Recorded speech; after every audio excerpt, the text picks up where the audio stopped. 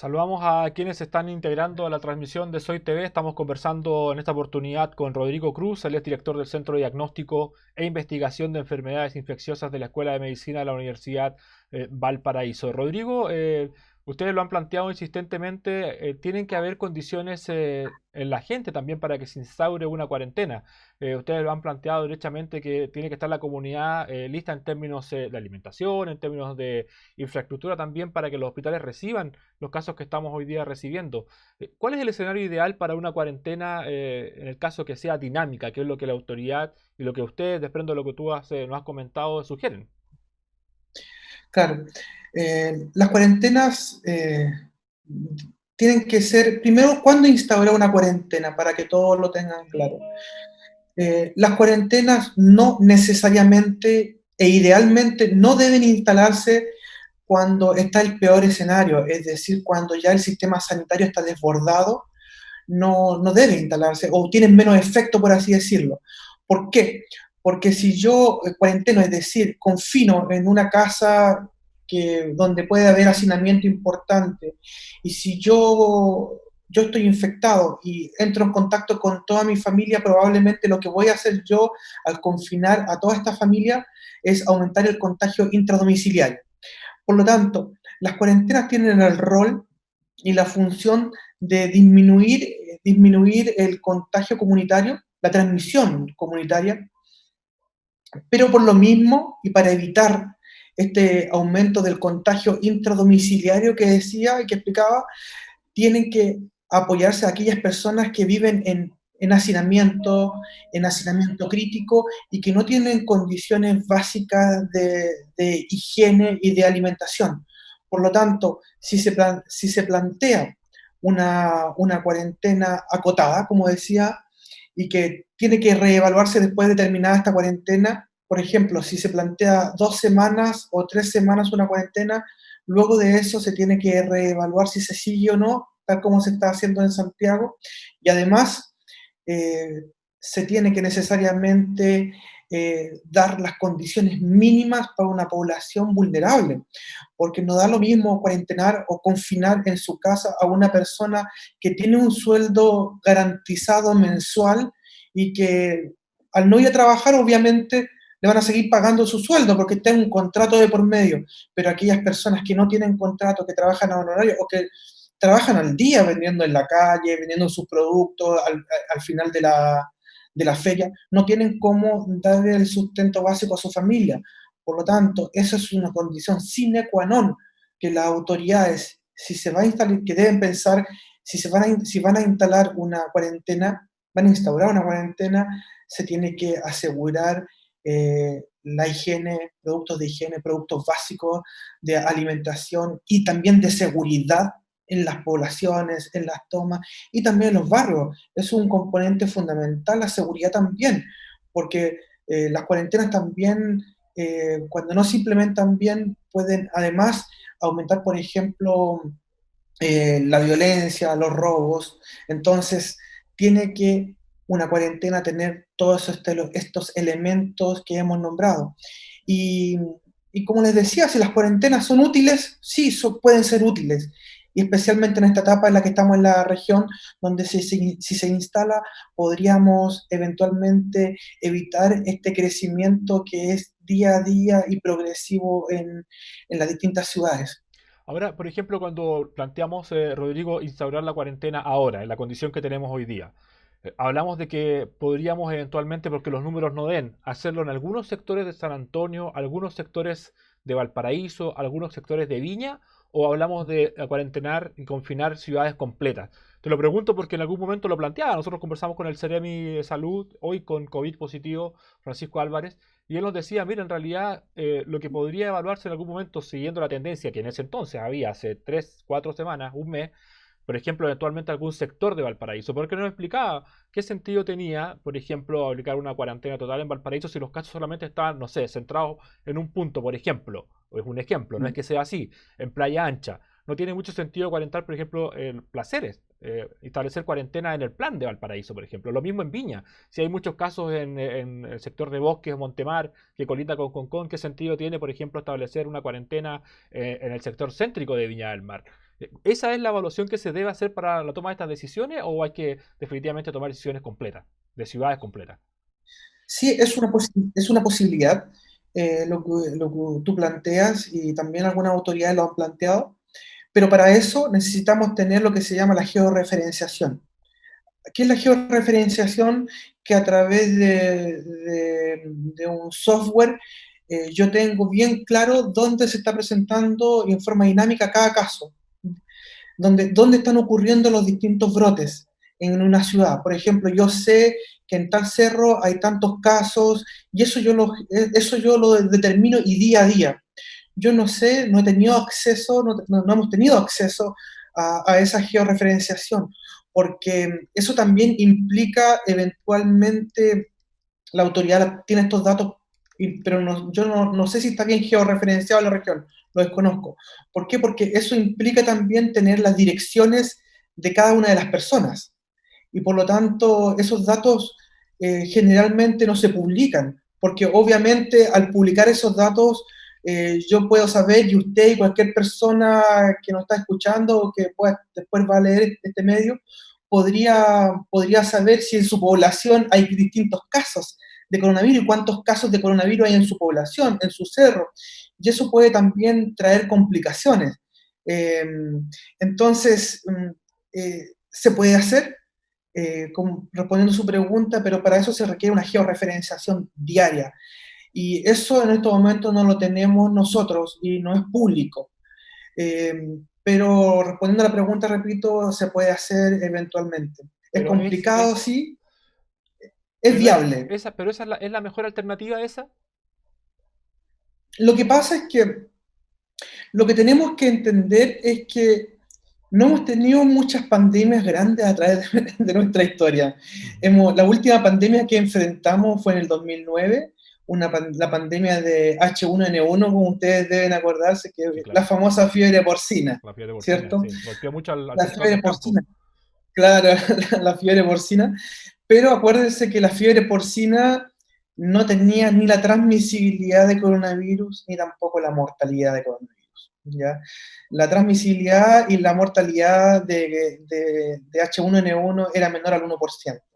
En cambio, la transmisibilidad de coronavirus es entre 2 a 4 y la mortalidad ha ido variando dependiendo del país. Nosotros tenemos un poco más de un 1% de mortalidad.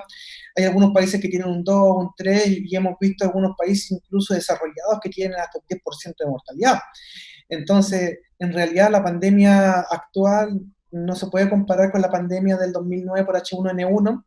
Entonces, experiencia en pandemias como investigadores y como sociedad no tenemos mucha nosotros, porque mm, hemos tenido como humanidad varias pandemias, pero no todas fueron bien documentadas.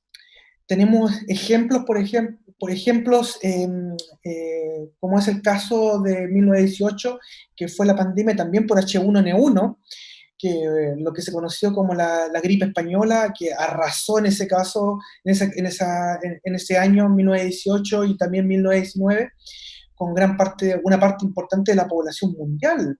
Hay que acordarse que murieron aproximadamente 50 hasta 100 millones de personas, se estima, ¿ya? Pero son estimaciones también. No tenemos un dato duro como lo que estamos viviendo en estos momentos, ¿ya? Entonces, las formas de aproximarnos a esta pandemia son con experiencias y con datos que no son muy abundantes. Con la pandemia del 2019, que nosotros la vivimos y la enfrentamos, pero obviamente no tiene estas características, y la pandemia del 18, que fue hace bastante tiempo y que no habían los registros que tenemos ahora, que no había la comunicación que tenemos ahora y todos los otros recursos que tenemos en estos momentos. Rodrigo, mira, las cifras que ha entregado hace pocos instantes también las pudimos conocer a través de Soy TV en vivo y en directo, las cifras, las últimas, del nivel regional. En la región de Valparaíso, hoy 29 de mayo, tenemos 2.842 nuevos casos, perdón, casos totales. Esos son los casos Natales, totales y son 112, ahí sí, 112 los nuevos casos. De ellos son correcto. 21 asintomáticos, 51 mujeres y 61 hombres que sí tienen síntomas. Pero mira, la autoridad desde hace alguna semana está entregando la cifra provincial que no deja de ser un número importante para poner sobre la mesa, lo planteas tú en esta lógica de ir evaluando cuarentenas dinámicas en algunos lugares y no en todas las comunas. Fíjate que en la provincia de Valparaíso, de estos 112 casos, son 57 corresponden a esa provincia. 30 Viña del Correcto. Mar, 25 Valparaíso, solo 2 en la comuna de Concón. Pero luego la que tenemos después, la provincia que tenemos después, que es la Marga Marga, tiene 13 casos. Hay una baja Claro. importante. Tenemos esta provincia de Valparaíso, vive más gente, uno podría decir, perfectamente. Luego tenemos la provincia de San Felipe con 12 casos. Luego tenemos los Andes con 8 casos. Se me pasó ahí San Antonio que tiene 12 casos. Luego más abajo tenemos a la provincia de Marga Marga con 13, Petorca con 2, solamente con 2, una persona de Cabildo y una de Petorca, 6 en la provincia de Quillota y 2 que corresponden a otras regiones. Entonces, claro, cuando uno ve las cifras, ve, nota y advierte que efectivamente San Antonio y Valparaíso y Viña del Mar están muy lejanos de lo que ocurre en el resto de la región. Y por eso que, Rodrigo, y nos gustaría que nos explique, es tan extraño cuando la gente empieza a escuchar estas peticiones que hay de distintas autoridades de que haya una cuarentena regional. O sea, ¿en qué sentido tiene, por ejemplo, decretar cuarentena con todo lo que significa en lugares donde hay tan pocos casos? ¿Tiene alguna justificación, no sé, en base a los números? ¿Es bueno, no es bueno que eso ocurra?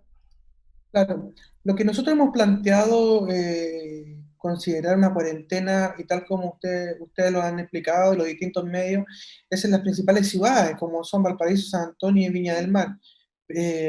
Cuando digo principal, no es que sean, me refiero a que sean más importantes, sino a que tienen un mayor número de población y son aquellas que tienen un mayor número de infectados en estos momentos.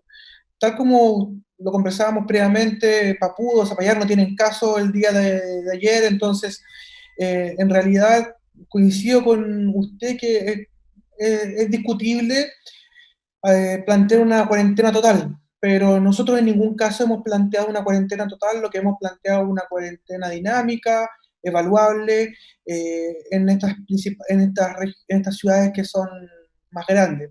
Además hay que considerar que los casos que tenemos de Marga Marga que corresponden a, a Viña a Quilpué, a Villa Alemana, muchas de esas personas también se pueden haber infectado en Viña del Mar, Valparaíso, porque estas ciudades son Ciudad ciudades dormitorio, dormitorio. claro. Son ciudades dormitorio donde gran parte de su población viene a trabajar a Viña del Mar y Valparaíso.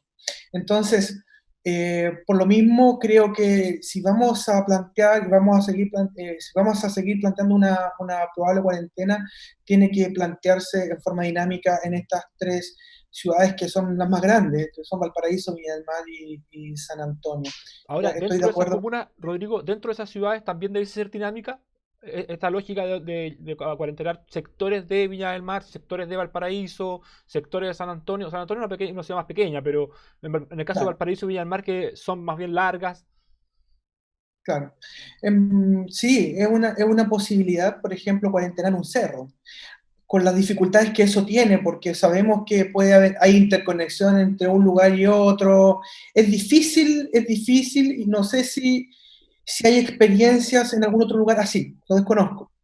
Ahora, insisto que para eso se requiere además una georreferenciación muy clara, donde esto estuviera concentrado en algún lugar específico y no diseminado en la mayor parte de la ciudad, porque si vemos al georreferenciar que muchos cerros están comprometidos, no tiene sentido eh, aislar o confinar un solo cerro, porque esto está diseminado. Y probablemente en esta etapa que estamos viviendo de la pandemia, probablemente, repito, la infección ya está diseminada en la mayor parte de las ciudades, tanto de Valparaíso como de Viña del Mar. Por lo tanto, lo que usted plantea es realizable, sí, pero principalmente en etapas precoces, ¿ya? En estos momentos lo más probable, sin tener la georreferenciación, como decía, la infección ya está diseminada no masivamente, pero sí en gran parte de las distintas ciudades. Por lo tanto, la trazabilidad cada vez es más difícil de llevar. Sí, sí, eso ocurre en otras comunas. Nosotros conversábamos ayer, Rodrigo, acá con el equipo municipal de la ciudad de Quillota, y ellos nos indicaban que acá aún existe trazabilidad porque aún cuando ellos logran contactar a las personas, hay un relato, hay un entendimiento de dónde podrían haberse infectado. No, es que yo estuve con esta persona que fue positivo o que su hermana fue positivo, aún se puede lograr eso. Y yo creo que en las ciudades que tienen números menores también ocurre lo mismo finalmente. Sin duda, y ahí todavía es muy importante hacer el seguimiento, y bueno, y todavía en las ciudades más grandes como son Viña del Mar, San Antonio y Valparaíso, todavía es muy, muy importante aumentar el diagnóstico y a todos los casos que son positivos o los que son contacto estrecho de un caso confirmado, hacer el seguimiento para que esas personas guarden un confinamiento o cuarentena en su casa, pero que ese confinamiento tiene que llevarse a cabo, ser efectivo. Y ahí la seremía lo está lo está haciendo bien, pero yo creo que me hace ruido un poco que también en este rol preventivo y también del seguimiento de los casos y de los contactos, la atención primaria debería tener también un rol mayor, debería incorporarse a la atención primaria en este rol de seguimiento y también preventivo. Creo que ha estado un poco ausente y debería ahí el gobierno incorporar a la atención primaria, como dije, para estas labores que son fundamentales y que lo sabe hacer muy bien la atención primaria. Sí, fíjate que nosotros conversamos con el alcalde de Quillota acá y él nos planteaba, nosotros nos hemos enterado de los casos positivos por los propios afectados que nos han llamado porque saben que hay cierto apoyo, hay un equipo que acá municipal que se armó con TEN, con enfermeras, con doctores que van, visitan a la familia, acompañan, educan, enseñan y van siguiendo día a día la evolución. Pero ha sido un contacto que ha venido de las personas que son afectadas, que están infectadas hacia los municipios. Recordemos que la información hoy día no se entrega y ha sido una de las principales críticas que han tenido los alcaldes. Estamos conversando con Rodrigo Cruz, director del Centro de Diagnóstico e Investigación de Enfermedades Infecciosas de la Escuela de Medicina de la Universidad de Valparaíso. Rodrigo, usted plantea la preocupación de los campamentos. Tenemos muchos, Viña del Mar, ustedes saben, concentra los campamentos más grandes del país y también de los cerros que viven en pobreza en Valparaíso. ¿Cómo ves tú, desde tu experiencia, tú también trabajas en el sector público de la salud, cómo ha ido avanzando el COVID en esos lugares? Sí, eh, la, tal como lo hemos conversado en esta entrevista, el número de casos de nuestras ciudades ha ido aumentando, aumentando preocupantemente. Eh, Ahora, nos llama mucho la atención y nos preocupa de sobremanera las condiciones de una parte de la población y que es una población susceptible y donde puede además diseminarse con mayor rapidez este virus, dadas las condiciones en las que viven, como son el hacinamiento crítico y las condiciones y la falta, por ejemplo, de agua y de servicios básicos de higiene. Una parte de nuestra población, que no es menor, según la última encuesta CACEN, aproximadamente un 20% de la comuna de Valparaíso vive bajo el margen de la pobreza. Además, en toda nuestra región, según un informe del mismo gobierno regional, aproximadamente entre 90 a 100 mil personas de toda nuestra región carecen de insumos básicos de higiene como son alcantarillado y también el agua potable. Entonces, dado esto, es que nosotros insistimos en que tiene que existir más prevención y más incorporación de la atención primaria.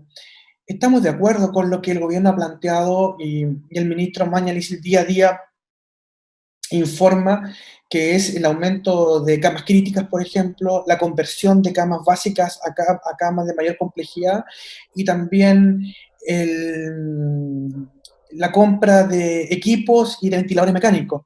Y estos nuevos equipos que son las cánulas de alto flujo nasal que se aplican a las personas y que eventualmente evitarían o disminuyen la caída de personas a ventilación mecánica. Pero lo que tenemos que tener bien claro es que las pandemias se atacan y se combaten en la calle. en las comunas. No sacamos nada con seguir aumentando el número de camas críticas, el número de ventiladores, si no hacemos prevención en la comunidad, en la calle, porque tarde o temprano, si no hacemos prevención, aumentamos la prevención, el sistema igual se va a ver sobresaturado y sobrepasado. Nosotros hemos insistido bastante en que nosotros como país, una y otra vez hemos repetido, las autoridades, las universidades y todos en general, que tenemos que lavarnos las manos, para que es lo principal para evitar la transmisión persona a persona de este virus. Sin embargo, si nos hacemos la pregunta, ¿dónde favorecemos el lavado de manos? En realidad en ninguna parte. ¿Dónde están los lavamanos portátiles con un estanque de agua en la esquina, en las principales ferias de Valparaíso, de Viña del Mar, en las calles, como dije, en las calles concurridas del centro de esta ciudad? En ninguna parte. La higiene de manos, el lavado de manos es fundamental. Una medida básica como esta, un lavamanos portátil con un estanque de agua a la entrada de la feria, a la salida de la feria, en los lugares concurridos de Avenida Argentina, Avenida Pedro Montt en Valparaíso, calle Uruguay, que son muy concurridas, donde hay mucho comercio ambulante. Las personas que van ahí a comprar sus productos no tienen después o antes de ingresar a los locales, a las ferias, un espacio donde realizar higiene de manos, que es el lavado. Entonces, una medida simple como esta no la hemos implementado. Perdón, he visto sí algunos lugares en Santiago que la están implementando, pero en forma puntual, escasa, no masivamente. Lo que postulamos nosotros es que en todos los lugares céntricos, en las calles más concurridas, en las ferias, donde haya aglomeración de personas, aparte de todas las otras medidas que hemos recomendado, como son el uso de mascarilla, evitar el distanciamiento social, evitar aglomeraciones, tiene que instalarse lavamanos portátiles porque es lo principal, es la principal medida para evitar la transmisión entre personas de este virus. Rodrigo, ¿es más efectivo que lo que hemos visto en varias comunas, estos túneles desinfectantes que después salió el Ministerio de Salud a decir que no ayudaban mucho y que uno lo ve y también te mojan la mascarilla? Entonces ahí ya no sirve de nada.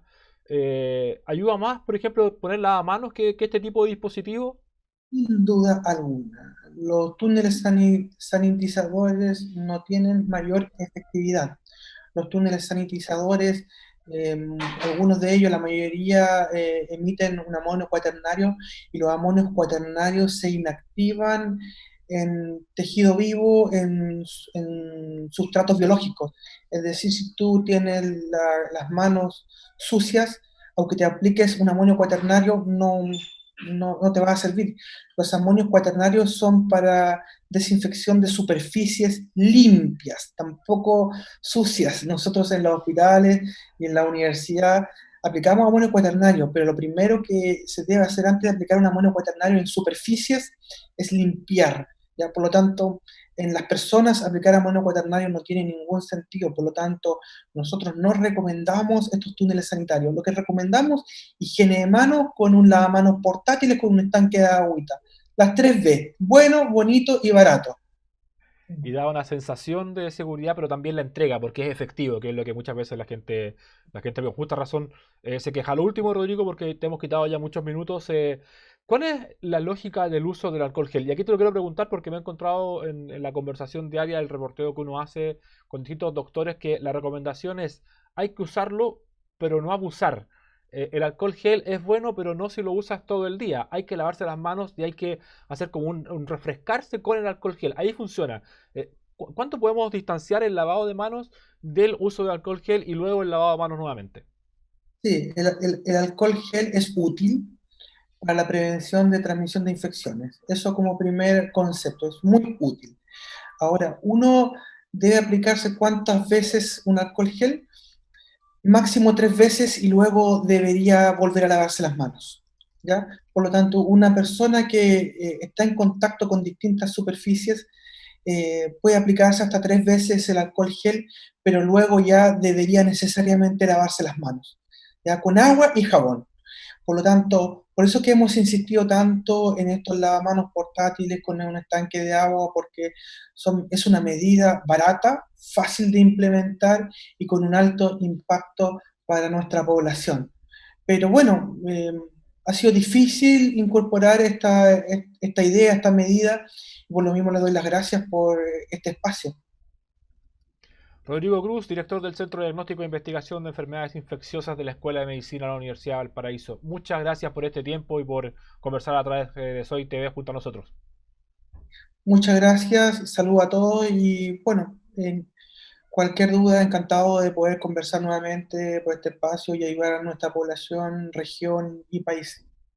Bien, muchas gracias entonces y nos comenzamos a despedir ya a quienes nos han seguido en este diálogo que hemos sostenido a través de Soy TV. Recuerden que estamos junto a ustedes en los distintos puntos del país pronto con otra transmisión en vivo a través de soychile.cl. Será hasta la próxima.